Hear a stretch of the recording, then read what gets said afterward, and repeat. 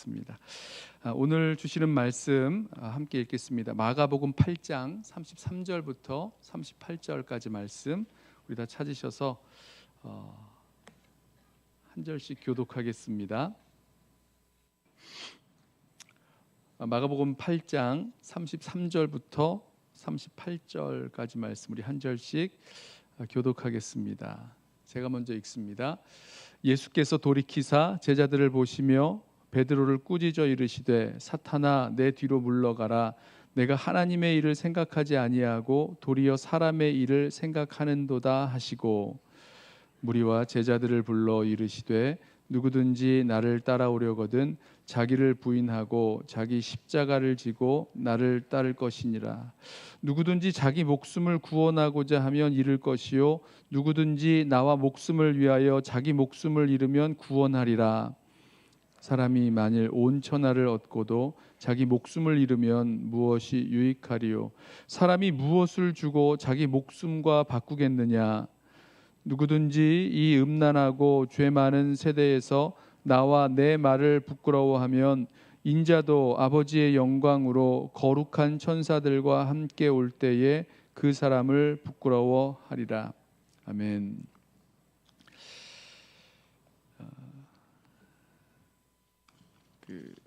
십자가의 흔적을 지닌 예수님의 공동체라는 주제로 우리 이 신년 특별 새벽 기도회를 시작하는데요. 이 흔적이라는 것은 실제로 벌어진 일, 어떤 사건이 있었음을 보여주는 것입니다. 흔적은 일부러 남긴다기보다는 자연스럽게 남는 거죠.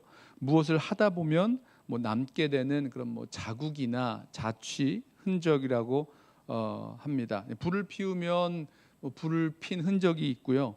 일을 하면 일을 한 그 흔적이 남고 치고받고 싸우면 그 싸운 흔적이 남고 이런 거죠. 지난 토요일에 짬뽕을 먹었는데요. 짬뽕 먹은 흔적도 남습니다. 하나는 와이셔츠에 빨간 국물이 튀고 하나는 안경에 작은 짬뽕 국물이 튀어 있었어요. 실제로 뭔가를 하면 거기에 흔적이 남아 있습니다. 만약에 아무런 흔적이 없다면, 아무것도 흔적을 찾을 수 없다면 사실은 아무것도 하지 않은 것, 아무 일도 일어나지 않았다는 그런 증거가 될 것입니다. 예수 믿고 사는 삶에도 흔적이 생깁니다. 정말 제대로 예수 믿고 살면 흔적이 없을 수 없죠. 예수 믿고 사는 삶은 어떤 흔적을 남길까? 어떤 흔적이 남을까? 바울은요, 자신에게 예수의 흔적이 있다, 십자가의 흔적이 있다라고 고백합니다. 갈라디아서 6장 17절에 내가 내 몸에 예수의 흔적을 지니고 있노라. 자, 이 예수의 흔적은요, 바울에게만 있는 흔적입니까? 그렇지 않죠. 예수를 믿고 예수를 따라 살아가는 저와 여러분에게도 분명히 남겨져 있는 흔적이고요. 아니, 예수 믿는 우리에게 있어야 하는 흔적입니다. 만약 이런 흔적이 없다면 우리는 예수의 흔적이 있는, 예수의 흔적을 남기는 그런 삶을 살아야 되는 것 아니겠습니까?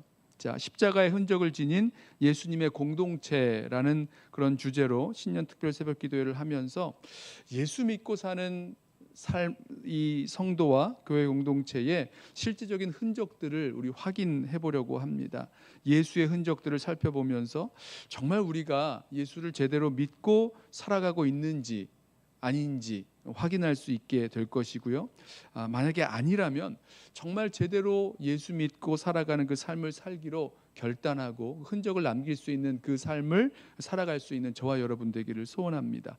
자, 오늘 확인해 보려는 예수 믿는 흔적은요, 자기 부인의 흔적입니다. 자기 부인의 흔적. 이 마가복음을 보면 예수님께서 예루살렘을 향해 가시면서 자신이 십자가에 넘겨질 것을 말씀하시고 가르치는 장면이 8장, 9장, 10장 이 세 번에 걸쳐 나옵니다. 예수님은 자신이 예루살렘을 향해 올라가시는데 그 길이 십자가를 지기 위하여 가는 길이라고 가르쳐 주세요. 가장 처음으로 예수님께서 십자가에서 이 죽임 당할 것을 가르쳐 주신 이야기가 오늘 마가복음 8장 우리 읽지 않았지만 이 앞부분에 나오는데요. 예수님께서 제자들에게 물으시죠. 사람들이 나를 누구라고 하느냐? 그 물었더니 제자들이 대답합니다. 사람들이 예수님을 세례 요한이라고 합니다. 더러는 엘리야, 더러는 선지자 중에 하나라고 합니다. 이렇게 대답을 합니다. 이런 대답은 금방 할 수 있는 거죠. 사람들이 뭐라고 이야기하는지 알고 있으니까요. 자, 그때 예수님께서 제자들에게 물으시죠. 그러면 너희는 나를 누구라고 하느냐? 굉장히 중요한 질문이죠. 그동안 예수님을 따라다니면서 예수님의 행적을 보아왔던 제자들이야말로 예수님이 누구신지를 분명히 알 수 있는 사람들입니다. 자, 제자들을 대표하는 베드로가 대답하죠. 주는 그리스도십니다. 마가복음에는 주는 그리스도십니다. 이렇게만 나와 있어요. 이 그리스도, 히브리 말로 메시아를 번역한 말인데요. 아시는 대로 기름 부음을 받은 자라는 뜻입니다. 누가 기름 부음을 받냐면 왕이나 제사장이나 선지자가 기름 부음을 받죠. 예수님 당시에 이 기름 부음 받은 자, 메시아, 이 그리스도라는 말은요, 다윗의 후손으로 오실 왕이라는 그런 특별한 이름이 되어 있었습니다. 그래서 이 왕이 오셔서 오랜 시간 동안 이방 나라의 그 압제 아래 살던 유대 백성이 구원을 받고 또 이 정말 이렇게 힘 있는 나라로 세워질 수 있는 그런 왕을 기다렸습니다. 자, 근데 지금 이 베드로가 주는 그리스도십니다라고 하는 고백은요, 결국은 예수님께서 오셔서 예수님을 누구라고 고백하는 거냐면 예수님이 우리 유대 민족을 구원하셔서 나라를 새롭게 하고 세상을 심판할 그 메시아 그리스도라고 고백하는 거죠. 예수님이 이제 이 제자 베드로의 그 대답을 들으시고는 아무에게도 말하지 말라 이렇게 경고를 하셨는데, 이 뜻은요, 예수님이 베드로의 그 대답이 맞다라고 인정해 주셨다는 거죠. 예수님이 그리스도시라는 거예요. 그런데 이어지는 말씀을 보면 예수님이 말씀하신 그 그리스도가 당시에 기대하던 그리스도, 베드로가 기대하고 있었던 그리스도와는 다른 점이 있다는 것을 말씀하십니다. 그게 31절 말씀이에요.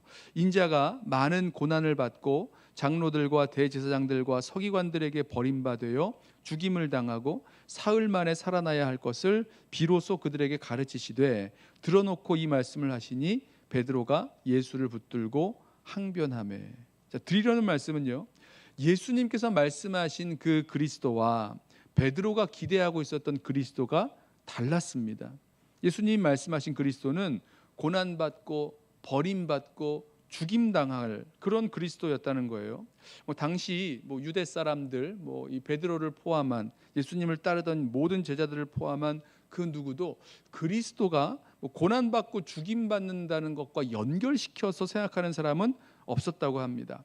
이 톰 라이트의 글을 따르면 예수님 당시 한 200년 동안 15번 정도의 그 메시아 운동, 그리스도가 나타나는 거예요. 내가 그리스도다, 내가 메시아다 하면서 메시아 운동이 15번 정도 있었는데, 그 중에서 자신의 죽음을 통해서 그리스도의 그 대의가, 그러니까 그리스도의 그 역할을 이루어낼 거라고 한 사람은 아무도 없었다는 겁니다. 그런데 예수님 뭐라고 말씀하시는 거냐면 그리스도가, 인자라고 말씀하시죠. 그리스도가 죽음과 고난과 죽음을 받는 그리스도의 고난과 죽음이 아주 필연적이다라고 말씀을 하십니다. 이제 우리말로 읽으면, 한글로 읽으면 이 고난받고 죽임 당하고 살아나야 할 것, 그냥 이 정도로 번역을 해놨는데 이 필연의 뉘앙스가 분명하지가 않은데 영어로는 must 아니면 it is necessary라고 번역을 하고 있어요. 그리스도가 반드시 고난받고 버림받고 죽임당하고 다시 살아나야 될 것이라고 말씀을 하시는 겁니다. 그런데 베드로가 생각하기에 이 세상을 구원할 그리스도가 자기 목숨도 건지지 못하고 고난받고 죽임당한다면 이 어떻게 세상을 구원할 수 있겠습니까? 그러니 베드로가 이 말을 듣고는 예수님께 항변합니다. 이 항변한다는 말은요, 꾸짖는다는 말이에요. 33절 보면 예수님이 베드로를 꾸짖었다 번역하는데 같은 단어를 사용합니다.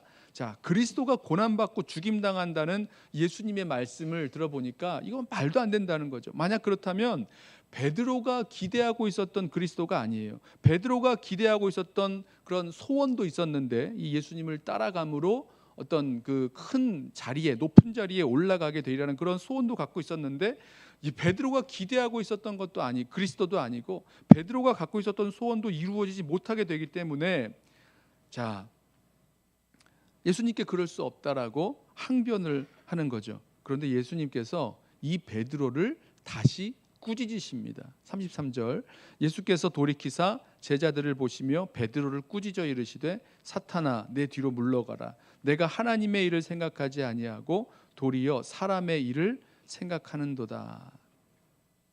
예수님께서 베드로를 꾸짖으실 때 재미있는 것은 돌이켜서 제자들을 보시면서 베드로를 꾸짖으셨습니다. 저는 이 모습이요, 제자들이나 베드로나 다 마찬가지라는 거죠.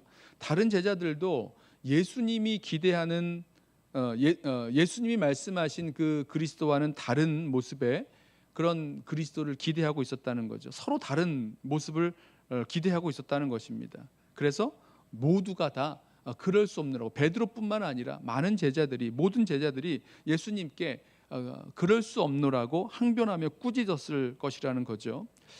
자, 예수님은 자신을 따라서 예루살렘으로 올라가고 있었던 베드로와 제자들 그리고 무리들을 향해서 예루살렘으로 가는 길은 십자가로 가는 길, 그리스도의 길은 이 십자가로 가는 길이고, 진정으로 이 그리스도이신 예수님을 따라오려면 그 십자가로 가는 길을 걸어야 될 것을 말씀하셨습니다. 34절, 무리와 제자들을 불러 이르시되 누구든지 나를 따라오려거든 자기를 부인하고 자기 십자가를 지고 나를 따를 것이니라. 자, 제자들과 무리들이 예수님을 따라가고 있었지만, 그렇죠? 피지컬리 예수님을 따라가고 있었죠. 하지만 생각하고 있는 것은 분명히 달랐습니다. 동상이몽이라고 할까요? 같은 길을 따라서 예루살렘을 향해 올라가고 있는 길이었지만 예수님은 십자가로 가는 그 길을 걷고 계셨고, 제자들은 예루살렘에 올라가서 예수님이 왕이 되실 거니까 높은 자리에 올라갈 그런 승리의 길, 어떤 성공의 길, 그런 길을 향해서 걷고 있었다는 거죠. 예수님께서 제자들에게 말씀하시는 거예요. 자기를 부인하고 자기 십자가를 지고 나를 따르라. 이 말씀은 예수님께서 지금 가고 계신 그 길이 바로 그 길, 자기를 부인하고 자기 십자가를 지고 가시는 그 길을 걷고 계셨다는 것입니다. 예수님이야말로 자기를 부인하고 자기 십자가를 지고 그 십자가로 가는 길을 걷고 계셨다는 거죠. 여러분, 자기를 부인한다는 말은 무엇입니까? 자기를 위한 길을 가지 않는다는 거예요. 자기를 위한 길을 버린다는 거죠. 자기 십자가를 진다는 말은 무엇입니까? 그것은 자아의 죽음을 선택한다는 거예요. 죽음을 선택한 그 길을 간다는 것입니다. 예수님은요, 베드로가 생각하는 것 이상으로, 제자들이 생각하고 있었던 것 이상으로 힘도 있고 능력도 있으신 분이세요. 맞죠? 제자들이 경험한 대로 예수님이 오병이어로 5천을 먹이시고, 바람과 바다를 잔잔하게 하시고, 병자를 고치시고, 귀신을 쫓아내시고, 이런 분이셨습니다. 그래서 제자들이 예수님의 능력을 보고는 예수님이야말로 그리스도시다, 메시아시다, 이렇게 이해하게 된 것 아니겠습니까? 그런데 예수님은요, 이 십자가를 지기 위해서 자신의 어떤 지위나 능력이나 영광이나 이런 거 다 내려놓으셨고, 그 힘도 능력도 다 포기하시고 가고 계시는 길이었어요. 왜요? 십자가를 지기 위해 가시는 길이었다는 거죠. 예수님은 자기를 위한 길, 자기의 어떤 목적이나 자기를 위한 그 길을 걸어가시는 것이 아니라 십자가로 가는 길을 선택하셨다는 것입니다. 그렇다면 베드로가 예수님을 따라 십자가의 길을 가기 위해서 자기를 부인하고 자기 십자가를 지고 나를 따르라고 말씀을 하셨는데, 그럼 베드로가 이 따라가야 할 그 자기 부인의 길은 무엇일까? 몇 가지를 생각을 해봤는데요. 첫 번째는 자기의 기대를 부인하는 것입니다. 자기를 위한 기대가 있었어요. 예수님께서 그리스도가 고난받고 죽임당할 것을 말씀하셨을 때 왜 베드로가 예수님을 붙들고 막 항변을 했습니까? 예수님을 왜 꾸짖었습니까? 자신의 기대와 달랐기 때문이에요. 자기 부인은요, 지금 예수님 말씀하시는 자기 부인을 이 베드로에게 적용한다면, 자기 부인은요, 자기가 기대하는 대로 될 것을 주장하지 않는 것입니다. 자기 부인은 자신이 바라고 원하던 기대를 내려놓는 거죠. 자신의 기대를 내려놓고 예수님을 따라가는 것, 바로 거기에서 예수님의 흔적이 남게 되는 거죠. 또 한 가지는 자기의 동기, 자기의 목적을 부인하는 것입니다.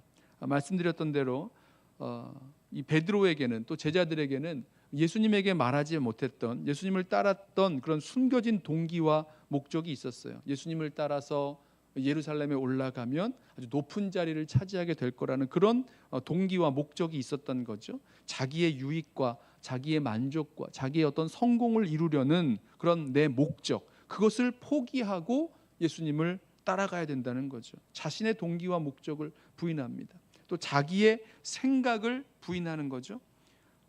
자기를 위한 생각을 내려놓는 길. 예수님께서 베드로에게 뭐라고 말씀하셨습니까?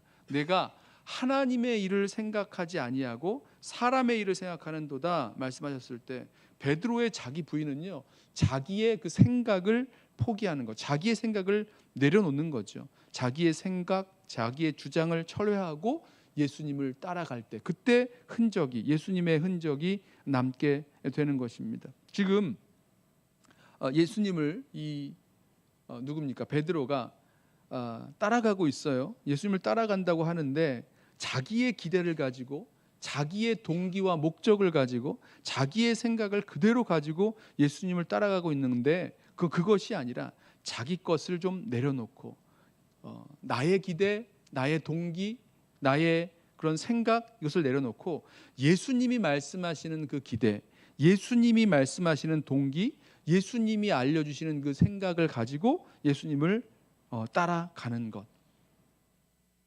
예수님이 하나 더 말씀하십니다. 자기 목숨을 내려놓는 거라고 말씀하시죠. 누구든지 자기 목숨을 구원하고자 하면 이라고 말씀을 하셨는데, 베드로가 나중에 보면 그렇게 죽을 수 없다며 살기 위해서 십자가를 피해 도망을 친 길을 가죠. 근데 그것이 아니라 자기 부인은 반대로 자기의 목숨까지도 포기하는 것, 내려놓는 것입니다. 바로 그럴 때 그 죽음에서 구원과 생명을 경험하는 거죠. 어떻게든 내가 살려고 붙잡고 있었던 것들을 내어놓는, 죽음을 선택하는 그런 흔적, 이것이 바로 예수님의 흔적입니다. 말씀드린 대로 인자가 고난받고 버림받고 죽임당하는 것, 이것이 필연이라고 말씀을 드렸는데, 왜냐하면 이것은 하나님께서, 아버지께서 아들에게 맡기신 일이었기 때문이에요. 예수님은 이 십자가를 지고 가시는 거죠. 예수님은 그 십자가의 사명을 감당하셔야 했고 자발적으로 그 십자가를 지고 가셨습니다. 예수님 말씀하신 십자가로 가는 그 길은 자기 부인의 길인 거죠. 자기 부인의 그 절정이 저는 십자가를 지는 것이라고 생각합니다. 왜냐하면 십자가 지는 것은 죽음을 의미하기 때문이죠. 아시는 대로 예수님은 당시 그 사형의 틀, 십자가는 이제 사형하는 방법이잖아요. 십자가형을 언도받는 사형수는 자기의 그 십자가를 지고 올라가서 십자가에 못 박히게 되어 있었습니다. 그러므로 자기 십자가를 진다는 것은 자발적인 죽음을 의미하는 거죠. 십자가를 스스로 지는 것, 누가 얹어주는 게 아니잖아요. 그러니까 자기 십자가를 진다.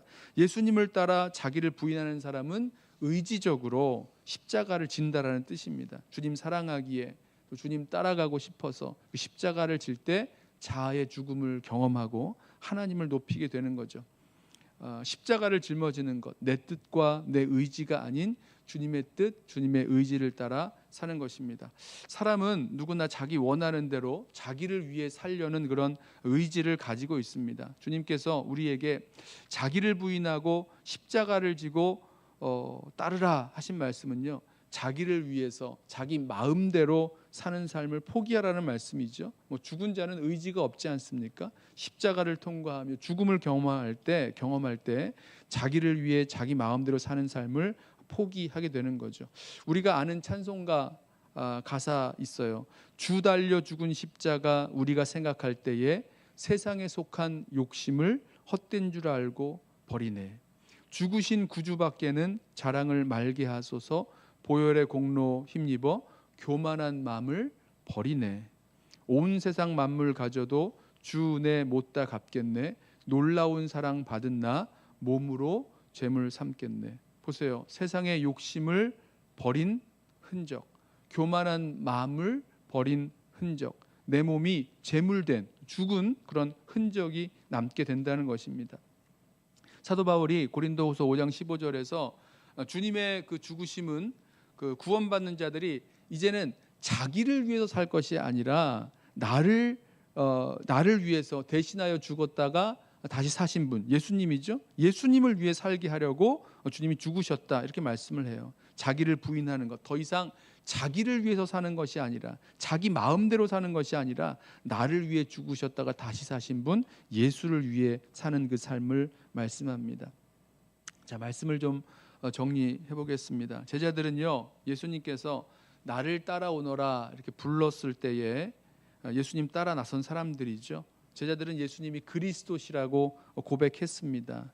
예수님은 그리스도가 고난받고 버림받고 죽임당하고 다시 살 것을 가르쳐 주셨어요. 그리고 그 모습 그대로 자기를 부인하고 자기 십자가를 지고 나를 따르라 가르쳐 주셨습니다. 그 길을 갈 때 자기를 부인하고 자기 십자가를 지고 예수님을 따라갈 때 예수의 흔적이 우리 삶 가운데 남게 될 것입니다. 자, 저와 여러분은 이제 자신을 부인하고 자기 십자가를 지고 예수님을 따라갈 그런 마음, 그런 의도가 있으십니까? 이제 더 이상 자신을 위해서 자기 마음대로 살지 않고 우리를 위하여 대신 죽으시고 다시 사신 그리스도를 위하여 살기로 작정하십니까? 예수님 말씀하셨죠.